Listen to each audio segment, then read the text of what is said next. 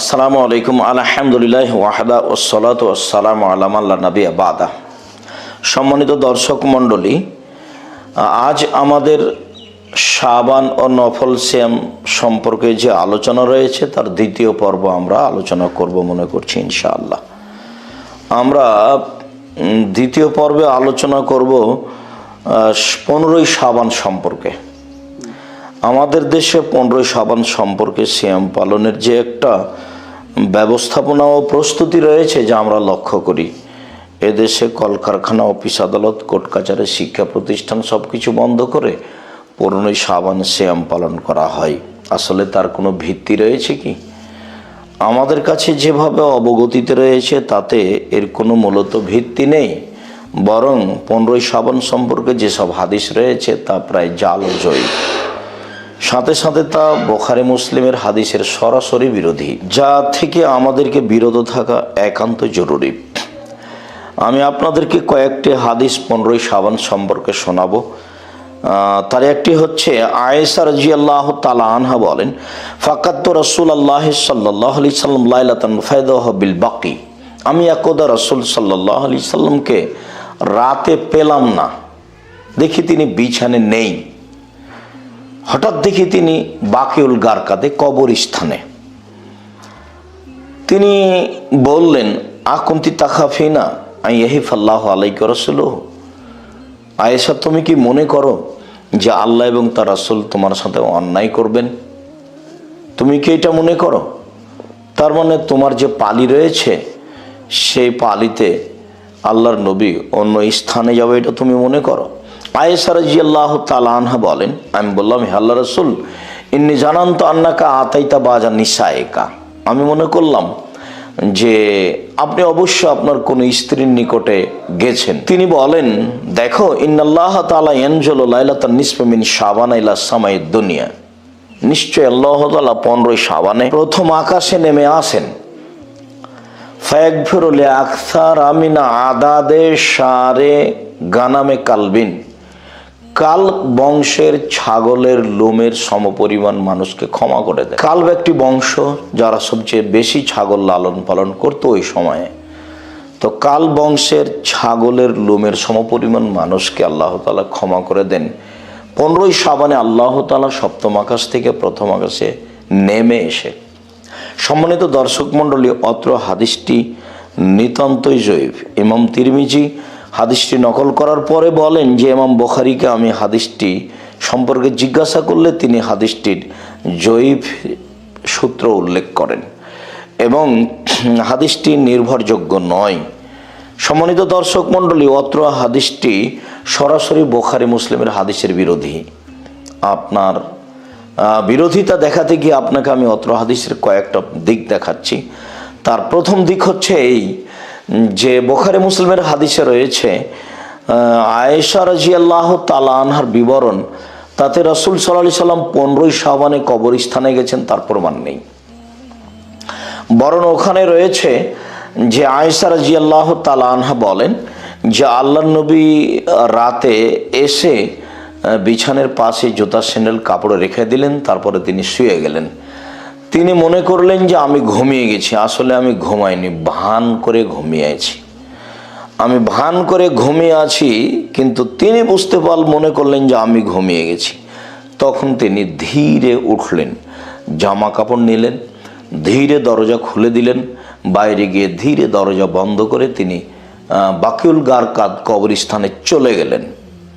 আমি উঠলাম, আমি আমার গায়ে কাপড় চোপড় দিলাম, বের হয়ে দেখি তিনি বাকিউল গারকাদে তিনি হাত তুলে দোয়া করছেন। একবার, দুইবার, তিনবার তিনি হাত তুলে দোয়া করলেন। সম্মানিত দর্শক মণ্ডলী, এখানে অত্র হাদিসে বলা হয়েছে যে আল্লাহ তাআলা প্রথম আকাশে নেমে আসেন 15ই শাবানে। আর বুখারী মুসলিমের হাদিসে এসেছে যে রাসূল সাল্লাল্লাহু আলাইহি সাল্লাম বলেছেন, প্রতি রাতের শেষে 3 ভাগের 2 ভাগ পার হওয়ার পরে আল্লাহ তাআলা প্রথম আকাশে নেমে আসেন। অত্র হাদিসে 15ই শাবানের কথা রয়েছে কবরস্থানে যাওয়া। অত্র হাদিসে 15ই শাবানে আল্লাহ তাআলা সপ্তম আকাশ থেকে প্রথম আকাশে নেমে আসেন সে কথা বলা হয়েছে। অত্র হাদিসে কাল্প বংশের ছাগলের লুমের সমপরিমাণ মানুষকে ক্ষমা করে দেওয়া হয় এ কথা বলা হয়েছে।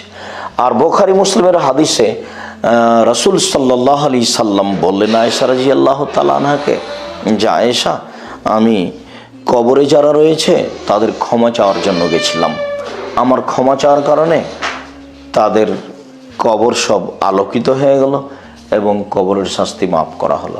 সম্মানিত দর্শক মণ্ডলী, অত্র হাদিসের সাথে বুখারী মুসলিমের হাদিসের কয়েকটি অমিল। তার এক নম্বর অমিল হচ্ছে আয়েশা রাদিয়াল্লাহু তাআলা আনহা এখানে তাকে বিছানে পেলেন না, অত্র জালজয়ীব হাদিসে প্রমাণ হয়। আর বুখারী মুসলিমের হাদিসে প্রমাণ হয় যে আয়েশা রাদিয়াল্লাহু তাআলা আনহা ভান করে ঘুমিয়েছিলেন। তিনি ভান করে ঘুমানো অবস্থায় দেখলেন যে রাসূলুল্লাহ সাল্লাল্লাহু আলাইহি ওয়াসাল্লাম ধীরে উঠলেন, বাকিল গার কাঁধে চলে গেলেন। অত্র হাদিসে আরেকটা প্রমাণ হচ্ছে যে তিনি 15ই শাবানে গেলেন, অথচ রাসূল সাল্লাল্লাহু আলাইহি সাল্লাম 15ই শাবানে গেলেন তার প্রমাণ হয় না, তিনি কবরস্থানে যেতেন। এরপরে অত্র হাদিসে প্রমাণ হয় যে কাল্প বংশের ছাগলের সমপরিমাণ মানুষকে ক্ষমা করা হয়, অথচ বুখারী মুসলিমের হাদিসে এসেছে রাসূল সাল্লাল্লাহু আলাইহি সাল্লাম গেছেন কবরবাসীদের ক্ষমার জন্য। তিনি একবার, দুইবার, তিনবার কবরবাসীদের জন্য আল্লাহর নিকটে ক্ষমা চাইলেন। আমরা আরো একটি হাদিসে মর্মে পেশ করতে পারি। আয়েশা রাদিয়াল্লাহু তাআলা আনহা বলেন, নবী করিম সাল্লাল্লাহু আলাইহি সাল্লাম একদা আমাকে বললেন, হাল তাদরিনা মা হাযিহিল লাইলা, আয়েশা তুমি বলতে পারো এই রাতটি কি, অর্থাৎ 15ই শাবানের রাতটি কি, তা কি বলতে পারো? আয়েশা রাদিয়াল্লাহু তাআলা আনহা বললেন, মা ফিহা ইয়া রাসূলুল্লাহ, 15ই শাবানে কি হয়, 15ই শাবানের রাতটি কি? তখন রাসূল সাল্লাল্লাহু আলাইহি সাল্লাম বললেন, ফিহা ইউক্তাবা কুল্লু মাউলুদিন মিন বানি আদম ফি হাযিহিস সানা, এক বছরে আদম সন্তানের যত ছেলে মেয়ে জন্ম নিবে তা এই 15ই শাবানে নির্ধারণ করা হয়। আরেকটি হচ্ছে অফিহা আয়ুক্তাবা কুল্লু হালিকি মিন বানি আদম ফি হাযিহিস সানা, এক বছরে আদম সন্তানের ছেলে মেয়ে যতজন মারা যাবে তা নির্ধারণ করা হয়। এই 15ই শাবানে আদম সন্তানের আমলকে আল্লাহর নিকটে পেশ করা হয়। আর এই 15ই শাবানে আদম সন্তানের রুজি বন্টন করা হয়। সম্মানিত দর্শক মণ্ডলী, অত্র হাদিসটি বুখারী মুসলিমের হাদিসের সাথে সরাসরি বিরোধিতায় 4টি বিবরণ পাওয়া যায়।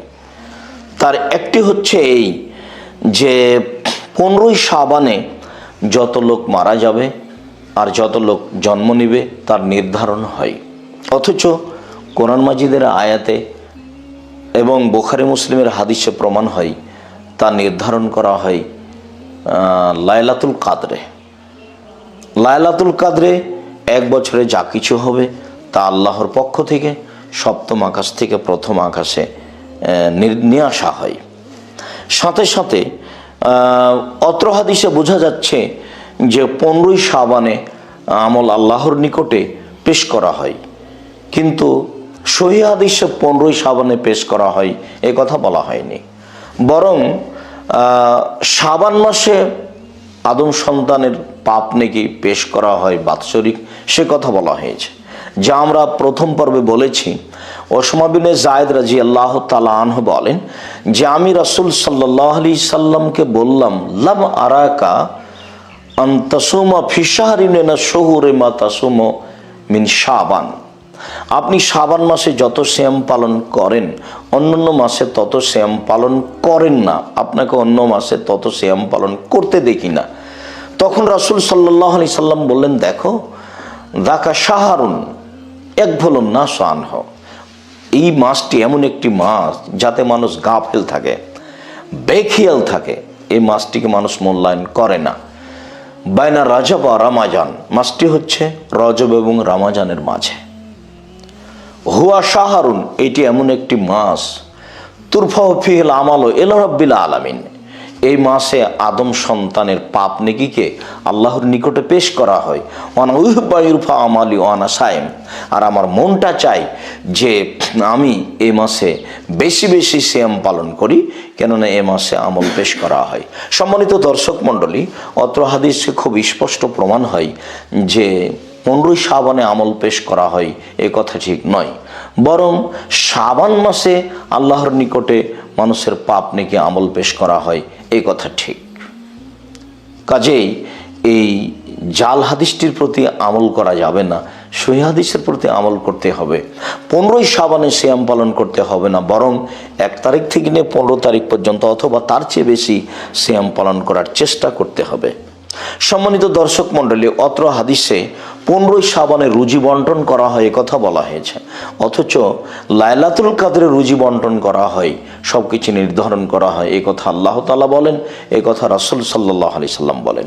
তাহলে অত্র জাল হাদিসটি কোরআন এবং সহিহ হাদিসের সরাসরি বিরোধিতা করে, যার কারণে এই হাদিসের প্রতি আমল করতে হবে না, আমাদেরকে 15ই শাবানে সিয়াম পালন করতে হবে না। আসেন সম্মানিত দিনী ভাই বোন, আমরা সহিহ হাদিসের প্রতি আমল করার চেষ্টা করি, বরং 1 তারিখ থেকে 15 তারিখ পর্যন্ত সিয়াম পালনের চেষ্টা করি। সম্মানিত দর্শক মণ্ডলী, আমরা এই বিষয়ে আরেকটি হাদিস আপনাদের সামনে পেশ করি। আলী রাদিয়াল্লাহু তাআলা আনহু বলেন, রাসূল সাল্লাল্লাহু আলাইহি সাল্লাম বললেন, ইজা কানাত লাইলাতুন নিসফি মিন শাবান, যখন শাবানের 15 তারিখ হয় তখন তোমরা ফাকুমু লাইলাহা, 15 তারিখের শাবানের 15 তারিখে তোমরা রাতে জেগে ইবাদত করো। অসমু ইয়ামাহা, 15ই শাবান তোমরা সিয়াম পালন করো। কেন? ইন্নাল্লাহ তাআলা ইয়ানজুলু লিগরুবি শামসি ইলা সামাইদ দুনিয়া, নিশ্চয়ই আল্লাহ তাআলা 15ই শাবানে মাগরিবের পরে প্রথম আকাশে নেমে আসেন।